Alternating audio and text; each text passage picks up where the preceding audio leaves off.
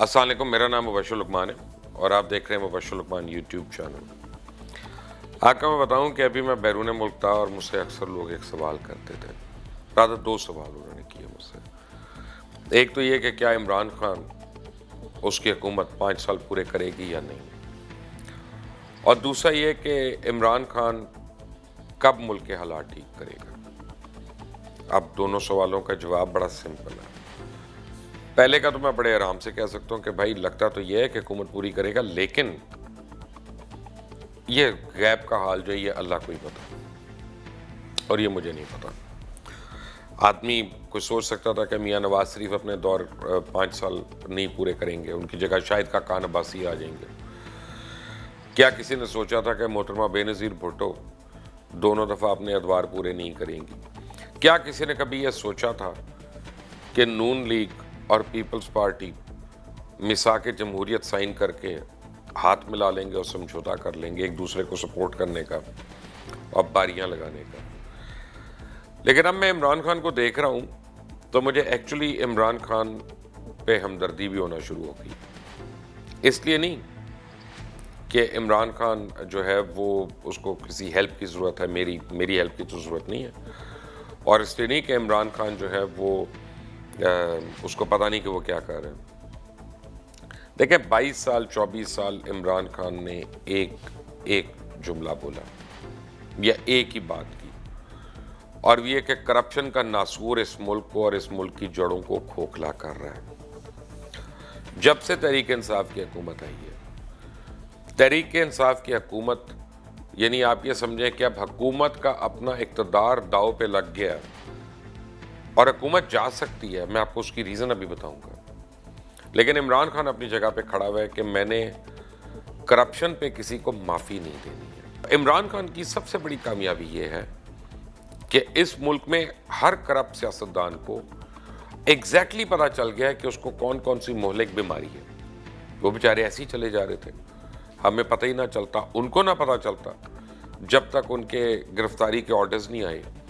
اب وہ گرفتاری کے آرڈرز آنا شروع ہوئے تو جناب زرداری صاحب ہوں، میاں نواز شریف صاحب ہوں، خورشید شاہ ہوں، ڈاکٹر عاصم ہوں، جتنے بھی لوگ ہیں، یہ شرفاء ہیں، ہمارے نیک ہیں، ہمارے بڑے ہیں، ان سب کو احساس ہوا کہ یہ اتنی مہلک بیماریوں میں یہ ملک کو قوم کی خدمت کر رہے تھے، 24 گھنٹے کام کر رہے تھے اور پتہ ہی نہیں چل رہا تھا، اور 10 سال سے کبھی ہسپتال بھی نہیں گئے تھے اپنے آپ کو چیک اپ کرانے، اپنے آپ کو دکھانے، ماسوائے جب ان کے اوپر کوئی نہ کوئی انکوائری ہوتی تھی یا کوئی نہ کوئی تفتیش شروع ہوتی تھی۔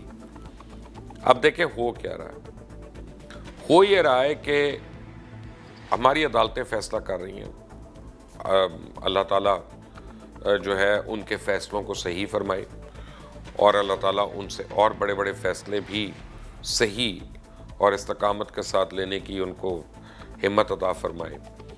لیکن جب میں بحیثیت پاکستانی دیکھتا ہوں تو پھر مجھے عمران خان کی باتوں کی بڑی سمجھ آتی ہے کہ یہ ملک جو ہے کرپشن کا ناسور اس کی ہڈیوں میں اور اس کی رگوں کے اندر ہے اور رچ بس کیا ہے۔ وہ کس طرح سے؟ آپ دیکھیں کہ آج میں ایگزیکٹلی نہیں، مجھے رفلی میں آپ کو بتا رہا ہوں 7 سال ہو گئے، 6.5 سال ہو گئے ماڈل ٹاؤن کے واقعے کو۔ ماڈل ٹاؤن لاہور کا دل، لاہور کے دل میں دن دہاڑے 90 افراد کو گولیاں ماری گئیں، 90 افراد کو، 16 تو موقع پہ ہی شہید ہو گئے، جن میں ایک حاملہ عورت بھی تھی۔ لیکن ابھی تک ان کے مجرموں کا نہیں پتہ چلا، ابھی تک یہ بھی نہیں پتہ چلا کہ وہ گولیاں اندر سے چلیں، باہر سے چلیں، نتھو نے چلائیں، پھتو نے چلائیں، کس نے چلائیں۔ ابھی تک یہ بھی نہیں پتہ چلا کہ اگر جناح اسپتال کے اندر سے کچھ گم ہو گئی تھیں یا غائب ہو گئی تھیں تو کیا یہ واقعہ صحیح ہے؟ کیا وہ واقعی غائب ہوئیں کہ یہ جھوٹا الزام ہے؟ اور اگر ہوئیں تو وہ کون لوگ تھے؟ جن لوگوں کو ڈسچارج کیا گیا وہاں سے، وہی لوگ اور ان کی فیملیز جو ہیں وہی مقدمے کے اندر ان کا نام اندراج ہے، اور وہ بار بار پیشیاں بھگت رہے ہیں ابھی تک۔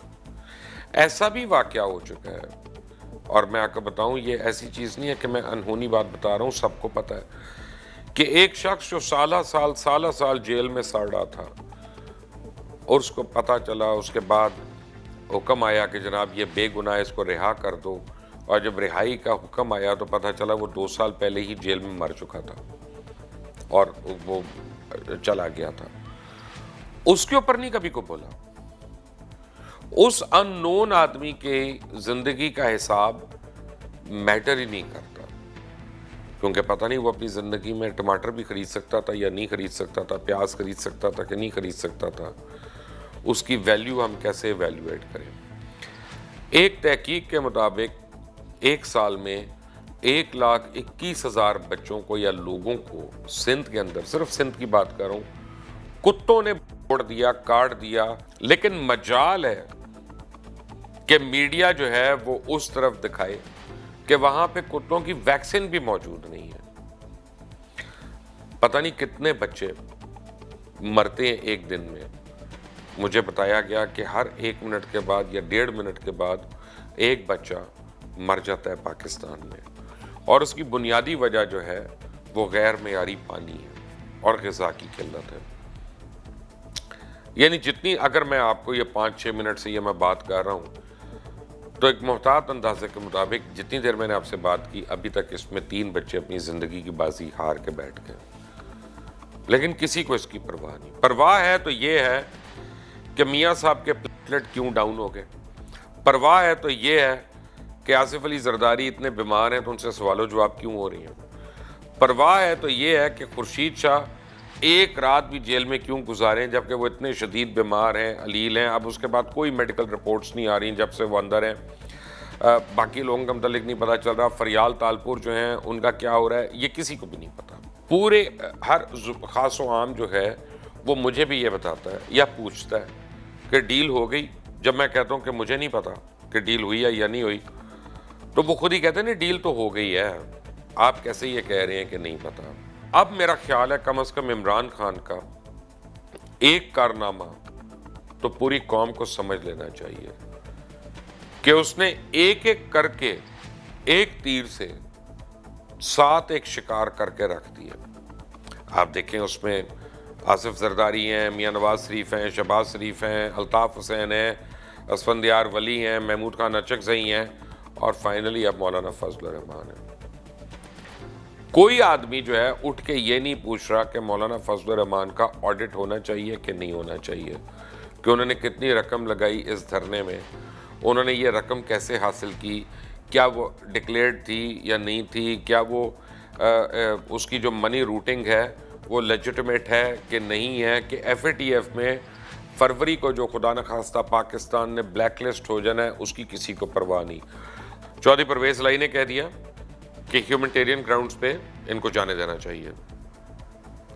MQM ने कह दिया कि ह्यूमैनिटेरियन ग्राउंड्स पे इनको जाने देना चाहिए, और मेरी अपनी यानी छठी हैसियत मुझे कह रही है कि कल तक मेंगल साहब भी कह देंगे कि इनको जाने देना चाहिए और ह्यूमैनिटेरियन ग्राउंड्स पे। और ये MQM वाली बात जो है ये सबसे ज़्यादा मायना खेज और तस्दीक आमेज है, क्योंकि जिस कमेटी ने ये सिफारिशात दी थी कि वो बॉन्ड भरें, वो 7 बिलियन दें, या ये एक अमाउंट जो है उसको ढूंढा गया, उसको बताया गया, उस कमेटी के सरबराह जनाब फरूग नसीम साहब हैं जो MQM के नुमाइंदा है। वहाँ पे MQM का नुमाइंदा कमेटी में आके चेयरमैन बन के वो ये कह रहे हैं कि यहाँ पे बॉन्ड होना चाहिए, और MQM जो है वो कह रही है ह्यूमैनिटेरियन ग्राउंड्स पे इनको जाने दो। अगर ये सियासत नहीं है इस मुल्क के लोगों के साथ, तो और बदतरीन सियासत क्या है? यानी आज अगर MQM, PMLQ और मेंगल ग्रुप ये इमरान खान से लड़ पड़ते हैं इस बात पे जो उन्होंने एक मौक़िफ़ ले लिया है, तो चंद मिनटों के अंदर पाकिस्तान तहरीक इंसाफ की हुकूमत खत्म हो जाएगी। चंद मिनटों के अंदर, क्योंकि कोएलिशन गवर्नमेंट है और सिर्फ 4 सीटों की मेजॉरिटी है इमरान खान की नेशनल असेंबली के अंदर। तो वो आप ये देखें इमरान खान का हौसला, उसमें बड़ी कमज़ोरियाँ होंगी, बड़ी बुराइयाँ होंगी। उस्मान बुज़दार का तो मैं भी कह दूंगा, महमूद खान का मैं भी कह दूंगा, लेकिन और भी होंगी। वो अपने मौक़िफ़ पे कायम है कि मैंने करप्ट लोगों का साथ नहीं देना। अब सिस्टम में हमारे जो नासूर है वो इस हद तक है कि हम एक दूसरे को समझा रहे हैं, हम एक दूसरे को बता रहे हैं कि इनको जाने दो, اور مزے کی بات یہ ہے کہ میاں نواز شریف کی بیماری اور یہ پلیٹس کی ڈیٹیل کسی نے ابھی تک یہ سوال نہیں کیا، اور میں دیکھ رہا تھا کہ شاید عدالت میں بھی کسی نے سوال کیا ہو اٹارنی جنرل کی طرف سے یا ایڈوکیٹ جنرل کی طرف سے، کہ بھائی 9 کارڈیولوجسٹ کہہ رہے ہیں یا 8 کارڈیولوجسٹ کہہ رہے ہیں کہ میاں نواز شریف کے یہی پرابلمس ہے، یہی پرابلمس ہے، ایک بھی ہیماٹولوجسٹ نے نہیں کہا، ایک بھی پیتھولوجسٹ آ کے نہیں بتا رہا کہ کیا ہے بھائی. جو لیب ٹیسٹ ہیں وہ اس کارڈیولوجسٹ کی تو اسپیشلٹی نہیں ہے، اس نے تو نہیں آ کے بتانا کہ اس سے یہ ہوا، تو اس سے یہ ہوا، تو اس سے یہ ہوا. وہ تو اور یعنی اسپیشلائزیشن کے ڈاکٹرز ہیں جنہوں نے ان باتوں کی نشاندہی کرنی ہے. یعنی سب آنکھوں پہ ہاتھ رکھ کے پٹیاں باندھ کے چپ کر کے بیٹھے ہیں کہ کسی طرح ہم نکال دیں، یہاں سے نکال دیں. تو پھر کرپشن کے معنی کیا رہ جائیں گے؟ کرپشن پہ پکڑنے کا پرپس کیا رہ جائے گا اگر ہم نے ہر ایک کو چھوڑ دینا ہے، یا قانونی نکات ہم نے نکالتے رہنا ہے کسی نہ کسی کے دفاع کے لیے، کسی نہ کسی کے ڈیفینس کے لیے؟ سوچنے کی بات ہے. مجھے اس پہ اپنی رائے بھی دیجیے گا. اگر آپ کو ویڈیو پسند آئے تو اس کو شیئر بھی کریے گا اور لائک بھی کریے گا. بیل آئیکن کو ضرور پریس کریں اور سبسکرائب کا بٹن دبانا نہ بھولیں. Until the next time, Allah Hafiz.